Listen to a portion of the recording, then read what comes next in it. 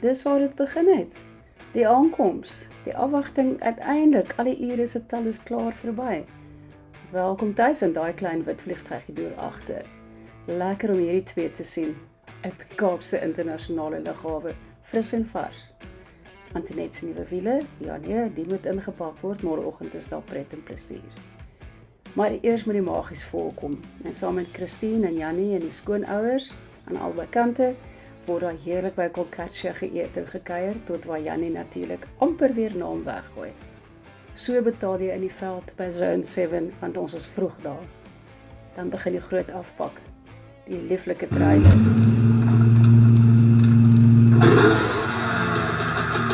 Dit's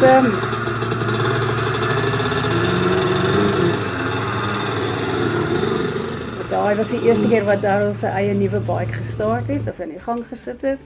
Die rook loop blou-wit, maar wat, ons is happy. En dan is daar die bucket hat dance wat gevolg het, want hier's aksie. Die twee is fliks aangetrek, lyk baie goed beskerm, ken wat hulle wag. En natuurlik gaat ons alweer, en die klank is reg. En Antoinette bly nie agter nie. Daar trek sy oor een van die bultjies en daar's 'n verraderlike draai.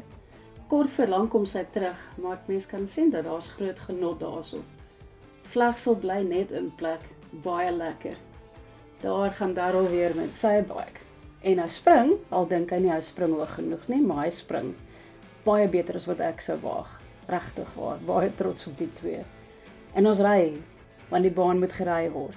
En dis raak net lekkerder, en vinniger, en dapperder, en die vlegsel bly. Dis toe nou Antoinette se bike se beurt om deur Darryl gery te word. Kyk net hoe lig hy daar lekker oor die heuweltjie. Nie sleg nie, Darryl. Glad nie sleg nie. Die bike is klaar vuil, ja. Maar gelukkig is daar iemand daar naby wat kan was. En so gaan ons om, en om, en om, hoe later, hoe kwaader, hoe lekkerder, hoe breër die glimlag. Die ouers het ook intussen aangekom, en hulle natuurlik van hulle geniet dit meer as die ander, maar hulle is dadelik om ondersteun, dis fantasties, en ek dink dis baie spesiaal vir Antoinette en Darryl, dat almal daar was om vir hulle te kom kyk. Kan jy nou gelukkiger lyk as dit, Antoinette? En Pieter lyk maar effe bekommerd, die vroue kuier in die skadu, want dis weg van die geraas af. Maar so nou dan gaan staan hulle ook langs die baan en kyk. En toe kom kuier vol en sy meisie, die ingenieur op julle boot. Te dierbaar, lekker om die twee te ontmoet. En Janneman is daar, leathers en al, want hy gaan natuurlik ook ry.